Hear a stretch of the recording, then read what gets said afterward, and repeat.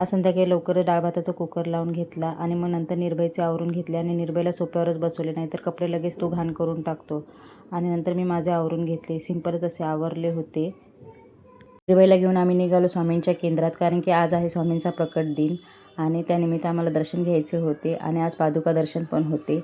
आम्ही या ठिकाणी पहिले राहायला होतो, त्यामुळे या ठिकाणच्या बऱ्याच आठवणी आहेत आणि या ठिकाणी आल्यावर मला खूपच छान वाटते, कारण की मला इथे पहिल्यापासून आवडते. आता आम्ही नवीन घर घेतल्यामुळे आम्ही तिकडे शिफ्ट झालो. स्वामींच्या केंद्राच्या बाजूलाच तुळजाभवानी मातेचं मंदिर आहे, तिथे आम्ही दर्शन घेतले आणि तसेच आम्ही मग पुढे गेलो. स्वामींच्या केंद्रात बरीच गर्दी होती, पण दर्शन व्यवस्थित झाले आणि पादुका दर्शन देखील झाले.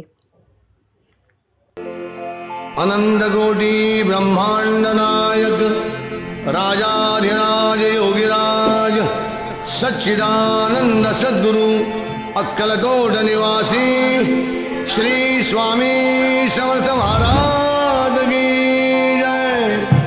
अवधूत चिंतन श्री गुरुदेव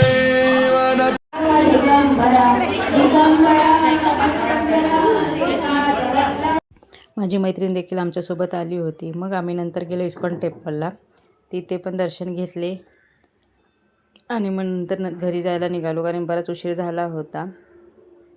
छान असे दर्शन झाले आणि मग घरी आल्यावर मग डाळ फोडणीला दिली आणि वांग्याची जशी पातळ अशी भाजी केली, चपात्या केल्या आणि असा गेला आजचा दिवस. कसा वाटला व्हिडिओ नक्कीच चॅनलला लाईक करा, सबस्क्राईब करा आणि कमेंट देखील करा. Thank you for watching.